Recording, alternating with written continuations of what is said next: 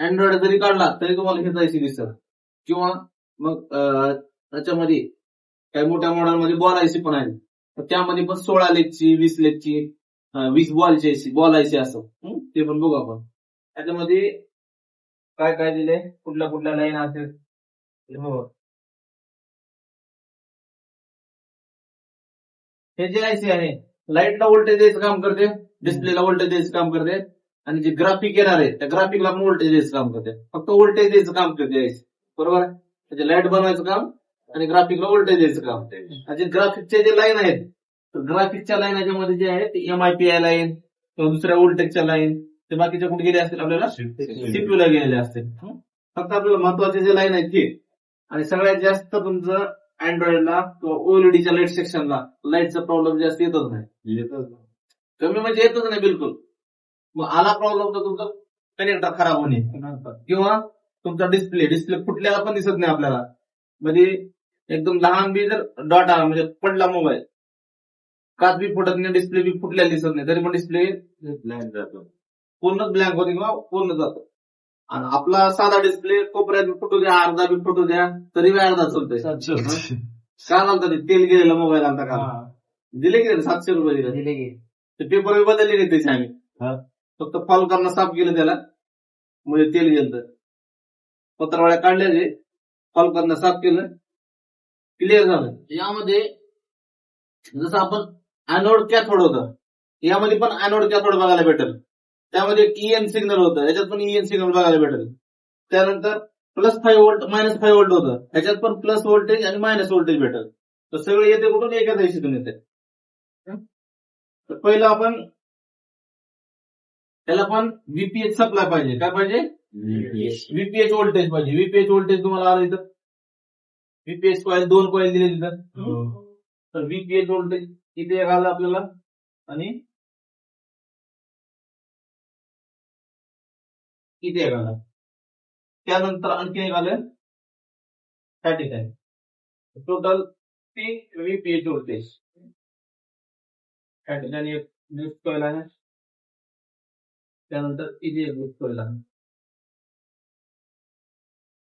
हे कोणतं व्होल्टेज आहे, व्हीपीएच.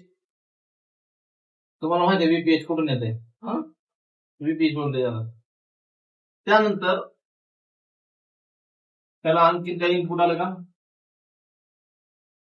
तर झूम करावं.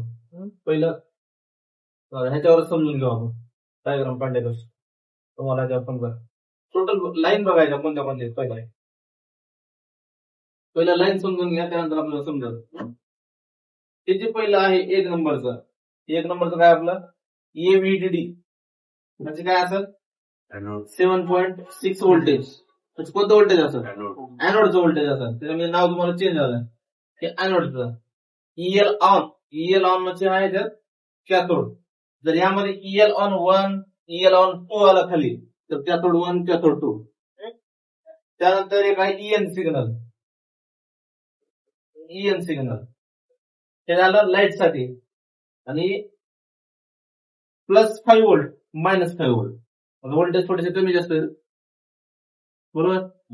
4.6 व्होल्टेज आहे, 4.9 व्होल्टेज आहे, थोडा व्होल्टेज कमी जास्त आहे. हे ग्राफिकचं काम करत नाही, आणि बाकीच्या डिस्प्ले लाईटचं आहे. आणि व्हीपीएचचं काय, आयसीला व्होल्टेज इनपुट येतं. तर डायग्राम नाही काढलं तर जास्त प्रॉब्लेम येत नाही मॉडेलचा. बघा व्हीपीएच इथं आला, व्हीपीएच पॉवर आला तुमचा 12 नंबरच्या पिनला, 15 नंबरच्या पिनला आणि 1 नंबरच्या पिनला. हे झालं तर इनपुट. आणि आउटपुट जे आहे, आउटपुट तुमचा अनोडचा होता, त्याला बूस्ट कॉईल तुम्हाला एक जी बूस्ट कॉईल आहे, एक ग्राउंड सोबत सिरीज असेल. एक बूस्ट कॉईल कशी असेल, ग्राउंड, दिसतं इथं ग्राउंड. जर तुम्हाला 3 अशा कॉईल दिसल्या, आयसी दिसली, ती समजायचं ते लाईट आयसी आहे, लाईट प्लस आपली. जर तुमच्याकडे एखादी मोबाईल शॉर्टिंग झाला, तुम्हाला जर एक कॉईल शॉर्ट दिसली, काढायचं, कारण कॉईल ऑलरेडी काय ग्राउंड सोबत सिरीज आहे. तर ती झालं प्लस, हे झालं मायनस. तर त्यामध्ये आउटपुट जे आहे, पहिलं झालं आपलं एक अनोडचं. यामध्ये तुम्हाला एक कॉईल दिसायला लागले, पण इथं डायोड दिसणार नाही तुम्हाला. त्या सेक्शनला डायोड दिसणार नाही. जसं आपल्याला साध्या लाईटच्या सेक्शनला काय दिसतं, डायोड. मेन जे आहे ते डायोड व्होल्टेजला त्याला कन्वर्ट करते किंवा स्विचिंग करते. इथं डायरेक्ट तुम्हाला आयसी स्विचिंग करून तुम्हाला इथून पण व्होल्टेजला बूस्ट करायला बूस्ट कॉईल पण लावलेली आहेत आपल्याला इथे. त्याचा जास्त प्रॉब्लेम येत नाही. आला प्रॉब्लेम तर बॉल आयसी मध्ये कधीतरी येऊ शकतो, ती मॅन्युअलीच येते. जर सीपीयू काढायला सीपीयूची आयसी बाजूला आहे, पेस्टेड आयसी आहे, फक्त काढून तिला रिव्हॉल्व करून टाकायचं असतं. हे झालं अनोड, त्यानंतर हे झालं कॅथोड, त्यानंतर हे मायनस 4.9 व्होल्टेज प्लस 4.6 व्होल्टेज आणि EN voltage, EN supply signal. तर ही आयसी अशीच आयसी जे तुझा जरी मोबाईल असेल, ओएलईडी मोबाईल आहे, ओएलईडी डिस्प्ले त्याचा, J7 असेल J2 असेल, जुने जरी मॉडेल असते, आता जसं A50 आहे किंवा A70 वगैरे जे मॉडेल आहे दादा, सगळे कसे ओएलईडी डिस्प्ले. त्यामुळे तुम्हाला असाच सेक्शन बघायला भेटत. तर आपण काही मॉडेल ते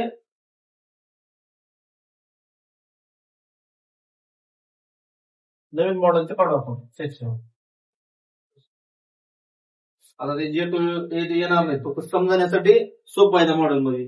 कारण हे जे ग्राउंड सोबत कॉईल दिले, तर बऱ्याच डायग्राम मध्ये तुम्हाला कॉईल असेल पण तिथं ग्राउंड दाखवलेलं नसतं, तुम्ही कन्फ्युज होतात. कॉईल तर आपण इथं बीप दाखवला काढून टाकलं त्याला काढायचं नाही, कारण तिथं काय लागतं त्याला ग्राउंड लागते कंपल्सरी.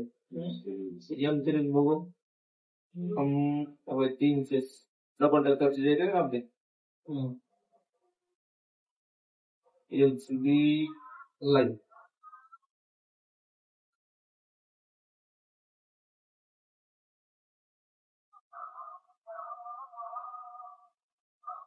यामध्ये देखील आता बघितल्यावर लक्षात येईल तुम्हाला,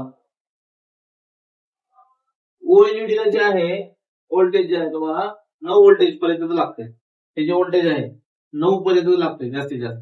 आणि आपल्या अँड्रॉइड मध्ये जे आहे आपल्या आयपीएस डिस्प्ले मध्ये 40 व्होल्टेज पर्यंत बूस्ट होते व्होल्टेज आपला. त्याच्यामुळे बॅटरी बॅकअप कमी असते आणि ओएलईडी ला बॅटरी बॅकअप बी जास्त असते, क्लिअरिटी चांगली असते आपली. आणि ओएलईडीच्या मध्ये असे खाली बल्ब पण असते, डुप्लिकेट टाकलं तर असते, त्यामध्ये डायरेक्ट इनबिल्टच असते. तरी तुम्हाला सांगा आता काय काय हे काय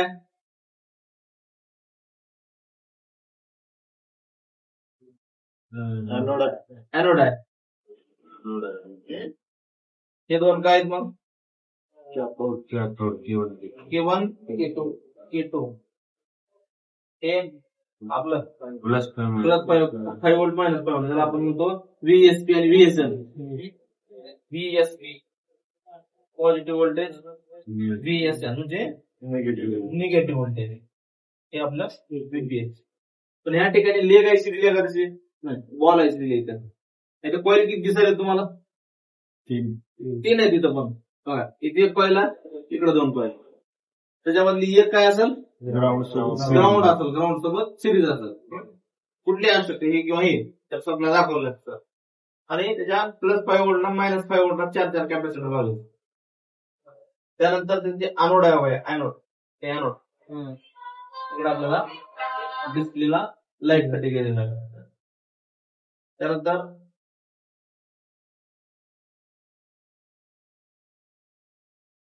K1 K2 ला एक कॉईल दिल्या. तर त्याचे जे प्रॉब्लेम येते जेव्हा डबल डेकर रिव्हॉल्व करतो आपण, ते डबल डेकर आयसी आहे, पेस्टेड आयसी असते आणि आजूबाजूला पूर्ण पेस्ट असतं. त्या आयसीचं काम करत असताना त्या आयसीला हिट बसते, तर ह्याच्या खालून पण पेस्ट असते हवेमध्ये गॅस, त्याला काढून रिव्हॉल्व कंपल्सरी करावं लागतं. तर आपण डबल डेकर केलो मोबाईल तर चालू झाला, पण ग्राफिक्स येत नाही. त्याच्यामुळे डबल डेकर करताना कंपल्सरी आयसीला रिव्हॉल्व करावंच लागते. किंवा तुम्ही व्हिडिओ बघत नसाल त्याच्यामध्ये मग करत असतील, किंवा कोण करत नसेल त्याच्यावर सिल्वर टेप वगैरे लावते बरेच जण. किती बी हँड स्किल चांगला असेल तर तुम्हाला आयसीला रिव्हॉल्व करावं लागते. आयसी खराब होत नाही, जर काढताना मिळतात तुटली तर मग बदलावं लागतं आपल्याला आयसी. आयसी काय 100-120 रुपये भेटते. तर ग्राफिक ओएलईडी एवढंच आहे.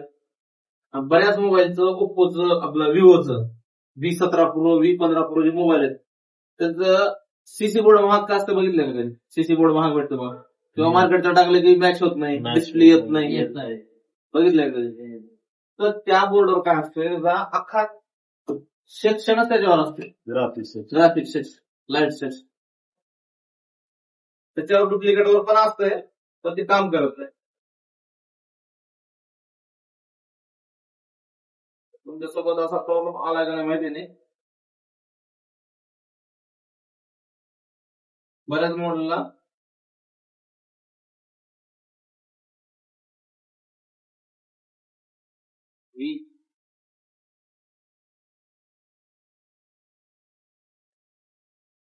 मोठ्या मॉडेलला बी असते.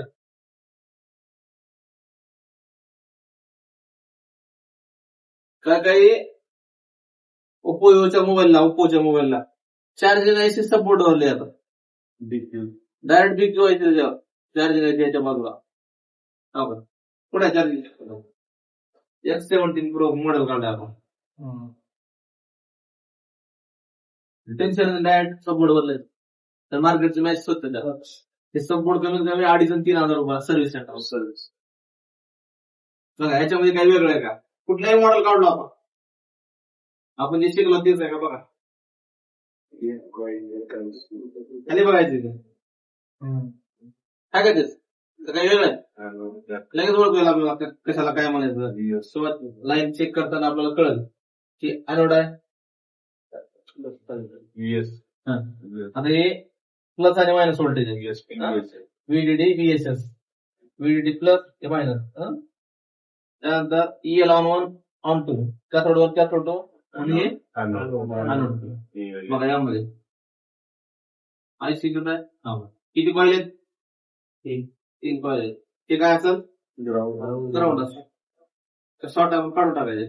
काढला तर तुमची लाईटच येणार नाही, जम्पर विमारात येणार नाही. त्याला एकतर ते ग्राउंड सोबत सिरीज आहे, काढल्यावर काय फरक पडणार? ग्राउंडच येणार नाही ना. एक प्लस एक मायनस पाहिजे का नाही? आयसीला मायनस लागतेच की.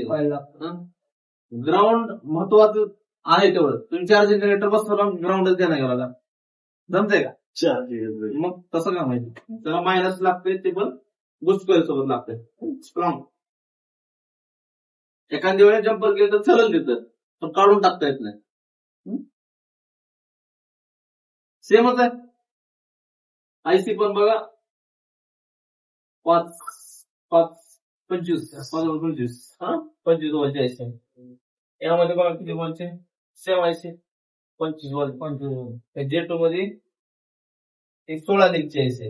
आता 16 लीगचं मॉडेल दाखवतो विवो मध्ये तुम्हाला. Z1 प्रोचा प्रो बसतं डिस्प्ले वरी बसतं नाही. Z1 प्रोचं खाली बसतं. Z1चं बी खाली बसतं.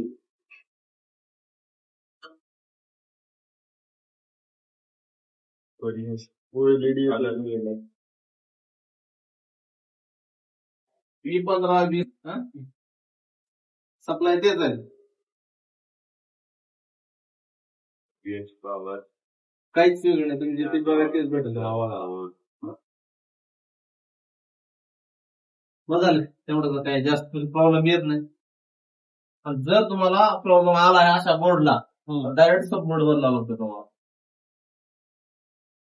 रिपेअर पण करता येते का आपल्याला? बदलायचं काय करत त्याच्यावर पण आयसी चेंज करता येते आपल्याला, कंपोनंट सगळे चेंज करता येते. उलट सोपं काम झाले. मदरबोर्ड तुमचा खराब होणार नाही. उलट हिट बसायचं टेन्शन. आणि विवोचे बोर्ड एवढे ब्लॅक पेस्टेड बेकार आहे त्यांचं. एवढं स्विच की कनेक्टर वगैरे जळून जाऊ शकते. कव्हर तर काल पण सांगितलं तुम्हाला. तर हे जुनं मॉडेल आहे. हे आता येणार पण नाही आपल्याकडे, पण आपल्याला शिकण्यासाठी बघावं लागेल. पहिलं जुन्यापासून पुढे यावं लागेल आपल्याला. जुनं कसं दिलं. तर यामध्ये बघा किती लेग आहे तर 6 लेगचं कनेक्टर आहे. जसं आरलॉकचं कनेक्टर असतं आपलं त्या टाइप मध्ये कनेक्टर आहे. त्या 6 लेग मध्ये तुम्हाला टोटल 6 लेग आहे. त्यामध्ये एक ग्राउंड आहे. 1 नंबरचं काय ग्राउंड आहे, किंवा 6 नंबर पकडा त्याला. 6 नंबरचं ग्राउंड आहे. बस एवढं झूम. हे झालं एक आपलं ग्राउंड. त्यानंतर एक नंबरची पिन जी आहे 2.8 व्होल्टेज आला. 2.8 कुठून आला असेल ते? कुठून आला असेल 2.8?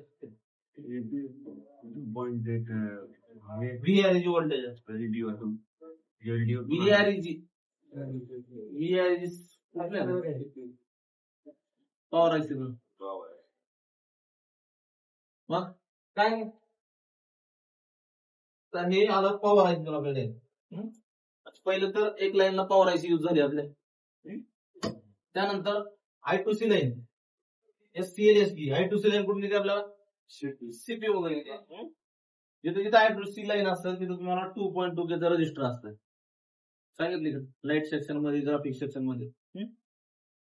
त्यानंतर INT एक लाईन आहे आणि रिसेट एक लाईन आहे.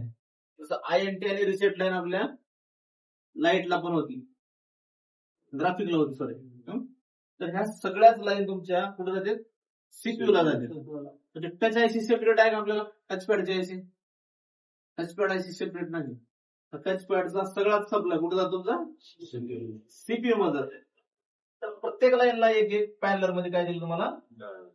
डायोड दिले. आणि ज्या लाईनला 2.8 चं व्होल्टेज आहे त्या लाईनला काय दिले?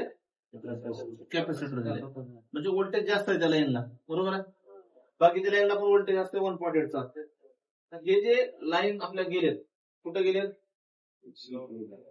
बघा, इथून कुठे गेलेत बघा लाईन.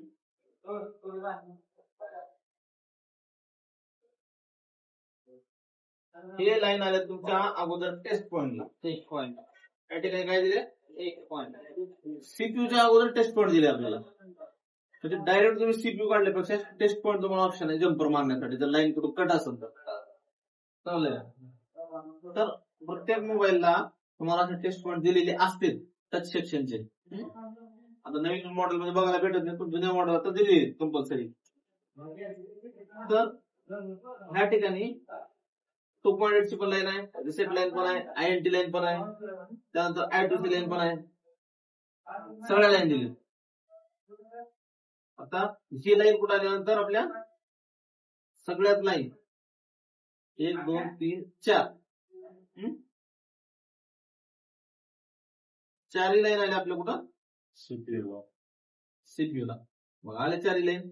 आणि एक 2.8 ची कुठे गेली? Power IC. आणि या ठिकाणी काय 2.2 K चे रजिस्टर. हे रजिस्टर. आता असं जरा जास्त समजणार नाही तुम्हाला, डायग्राम काढूनच समजावं.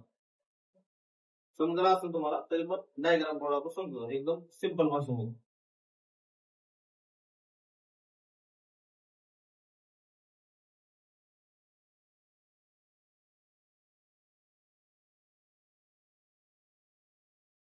टचपॅड. टचपॅड मध्ये तुम्हाला 6 लेगचं कनेक्टर दिसल, 10 लेगचं दिसल. त्यानंतर डायरेक्ट डिस्प्लेच्या मध्ये दिसल. आता सगळे डायरेक्ट डिस्प्लेच्या मध्ये आले. पण त्यामध्ये टच सेक्शन असेल का नाही? असेल. तर लाईट आहे, ग्राफिक आहे, टच पण असणार. टचच्या जे लाईन आहेत आपल्या, किती लाईन आता? 5 लाईन. ती 5 लाईन तुम्हाला त्या कनेक्टरला आलेल्याच असतील कंपल्सरी. आता यामध्ये टचपॅडचं कनेक्टर किती पॉईंट बघितलं होतं आपण? 1 2 3 4 5 आणि 6 पॉईंट. त्यामध्ये सगळ्यात लाईन कुठं आहे आपल्याला? CPU line. एक काय आपलं ग्राउंड आहे. ही एक लाईन, ही एक लाईन,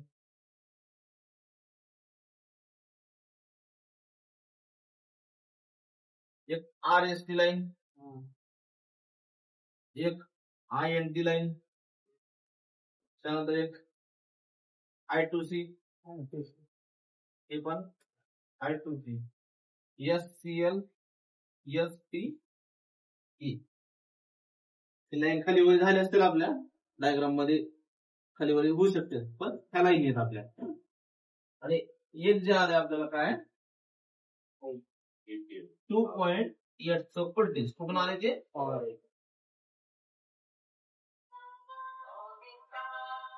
पॉवर आहे समोर. यामध्ये जे SCL आणि SDA की जे सप्लाय आलेली आहेत याच्यासोबत काय लावलेलं आहे, कोणते रजिस्टर लावले, 2.2 के आणि ह्याचा सप्लाय जे आहे एक पॉवर रजिस्टर. किती व्होल्टेज, 1.8. एकदम असा सिंपल त्याचा डायग्राम आहे.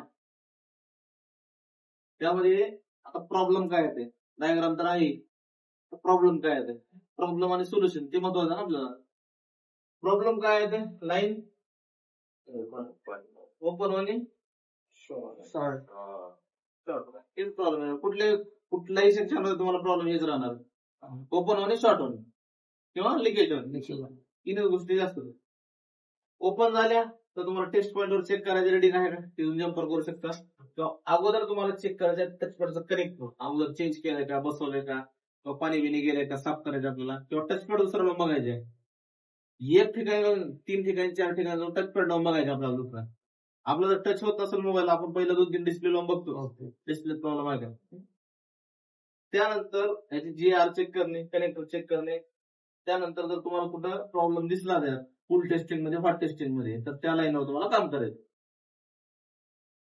आणि हे जर रजिस्टर ओपन झालं, हे फक्त तुमचं साध्या मोबाईलचं सेक्शन नाही, तर कुठलाही सेक्शन काढा तुम्हाला काय दिसणार आहे, हेच दिसणार. तसं लाईटचं बघितलं आता आपण, सगळ्यामध्ये तेच आहे. फक्त आयच्या छोट्या मोठ्या आयच्या चेंज असू शकते तिथं. इथं आयसीचा विषयच नाही. सप्लाय कुठे घ्या, टच चालला म्हणलं की डोक्यात CPU आला पाहिजे, ग्राफिक घेणार डोक्यात CPU आला पाहिजे. म्हणजे शेवटचं, पहिलं नाही, स्टेप बाय स्टेप जावं लागतं आपल्याला. तर जास्त टचचे प्रॉब्लेम येत नाही. आले तर मग डिस्प्ले वगैरे ह्याच्यामध्ये झाले प्रॉब्लेम, किंवा कनेक्टरचे पॉईंट तुटले त्याच्यामध्ये प्रॉब्लेम झाले आपले. पहिला अगोदर काय करायचं, तर जर चलत नसेल तर दुसरा डिस्प्ले लावून चेक करणं पहिलं काम आपलं. कधी कधी डुप्लिकेट डिस्प्ले बदलला आणि अपडेट केला मोबाईल तरी प्रॉब्लेम येतो बरं. मार्केटचा डिस्प्ले पहिलं Y2 ला किंवा सॅमसंगच्या मोबाईलला जुना प्रॉब्लेम यायचा, G7 ला वगैरे डिस्प्ले टाकलेला असला आणि अपडेट येत होतं कधी तर छोटस. अपडेट केलं टच बंद, बॅटरी काढून बसवा, काही करा, त्याला सॉफ्टवेअर मारूनच करावं लागायचं, मग डाटा द्यायचं कस्टमरला. ते सॉफ्टवेअरचा आता प्रॉब्लेम येण्या गेला असतात. तर छोटासा टच सेक्शन त्याच्यामध्ये आपण काढून घ्यायचे, फोटो काढून नंतर काढा. अँड्रॉइड तर बघू आपण, त्याला एक मोबाईल आहेत आपले, त्याला आपण ट्रेसिंग करू. तुम्हाला काय दिसल, रिडिंग दिसल, रिडिंग दिसणार नाही की रजिस्टर जरी काढलो तरी तुमच्या लाईनला रिडिंग दिसते, पण काय येणार नाही, व्होल्टेज येणार. समजलं. व्होल्टेजला जर तुम्ही जम्पर केलं तर चालणार आहे का, रजिस्टर आहेत ना, ओम्स आहेत त्याच्यात. किती ओम्स आहेत, 2.2 के, 2200 ओम्स आहेत. आपलं 5 ओम्स 10 ओम्स किती फरक पडला बघितला. 10 ओम्स जरी काढलो आपण त्याला जम्पर मारलो तरी पण प्रॉब्लेम येते आपल्याला. इथं तर 2.2 के ओम आहे, के म्हणलं तर 1000, 2.2 के 2200 ओम आहे. काढून जम्पर मारू शकत नाही, तुमचं टच बंद पडणार 100% बंद पडणार, काढून बघायचं गरज नाही. 2.2 के तेच रजिस्टर टाकावं लागतं, कधी मिस असेल रजिस्टर किंवा वॉटर डॅमेज असेल, ओपन झाला असेल, तेच रजिस्टर टाकावं लागतं. आणि 2.2 के रजिस्टर जेवढं टच सेक्शन बघायला भेटतील तुम्हाला आता आपण ओपन केल्यानंतर, त्यामध्ये काय असेल ते रजिस्टर कंपल्सरी असेल. आता J2 टच सेक्शन पाहिजे. आता यामध्ये लाईन बघा काय नाव चेंज दिसतील, नाव चेंज दिसले की लगेच बघायला गेलं आपल्या. आता OLED मध्ये थोडस चेंज दिसेल किंवा सॅमसंगच्या बोर्डवर थोडस चेंज दिसेल, पण हे जे आपण शिकलो साध्या ह्याचं त्याच्यामध्ये तुम्हाला कंपल्सरी दिसेल. I2C लाईन आहे, INT लाईन आहे, त्याच्यामध्ये एक फिंगर एरर ती एक नवीन लाईन दिसते. त्यानंतर 3.3 व्होल्टेज, 1.8 व्होल्टेज, इथं 2.8 होतं, इथे 3.3 झालं फक्त. त्यानंतर इथे एक LDO म्हणून एक सिग्नल आला एक्स्ट्रा, आणि VPS पॉवरचा कंपल्सरी आहे.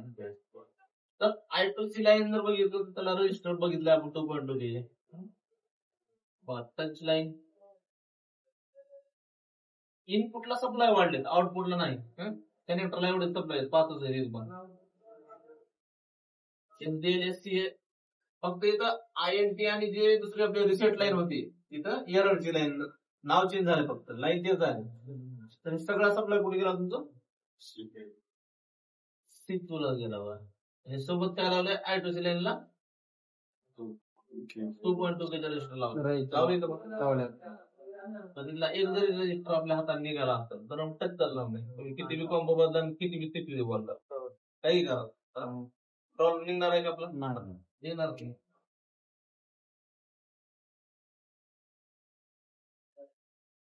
कुठल्या मॉडेल सांगा तुम्हाला अगोदर प्रॉब्लेम आलेला तर तुझा मॉडेल कुठला T1 5G Y75 दोन्ही सेम आहेत का T1 5G Y75 same T1 5G Y75 5G का T1 बोलतो असं तेच आहे बोर्ड बीड सगळे परवा ऐकायचं कुठलं होतं T1 आहे का नाही T1 ना टी सिरीज चालले Y75 का 5G का इथं काय बघायचं आपल्याला त्याच्यात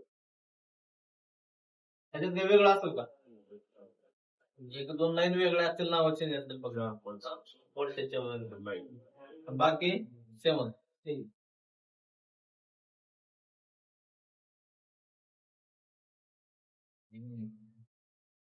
लाईनचे नाव बघा काय झालं SPI I2C प्रोटोकॉल वापरला इथं SPI प्रोटोकॉल वापरलाय. सिग्नल जे आहेत थोडस चेंज आहे तिथं सगळे आले कुठून CPU मधून. आता ह्या ठिकाणी तुम्हाला 2.2 के रजिस्टर दिसतील का मग I2C लाईन आहे का SDSL लाईन आहे का त्यात रजिस्टर असतील तर वेगवेगळे असतील पण I2C लाईनलाच 2.2 के रजिस्टर आहे. आता इथं तुम्हाला सांगितलं होतं नाव चेंज होते I2Cच्या ठिकाणी पुढे मोसा मोसी नाव तुम्हाला म्हणलो होतं ते नाव आहे बघा SPI MI नाव आहे मो नाव आहे CLK नाव आहे CS नाव आहे आणि एक INT ची लाईन तर आहे. तर यामध्ये ही 4 लाईन आहेत ते गेल्या कुठं CPU ला.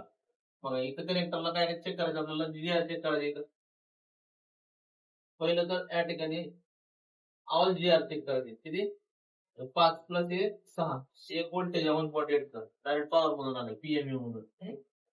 इथं पहिलं व्होल्टेज चेक करायचं पहिलं फुल टेस्टिंग करायचंय सगळ्याला रेटिंग आली पाहिजे नंतर हॉट टेस्टिंग. फुल टेस्टिंग मध्ये जर कुठली लाईन मिसिंग असेल तर त्या लाईनला बघा इथं सप्लाय आला इथून सिरीज मध्ये इथे एक काय रजिस्टर असेल किंवा कॉईल असेल इथे एक डायरेक्ट सप्लाय कुठे काय काय चेक केलं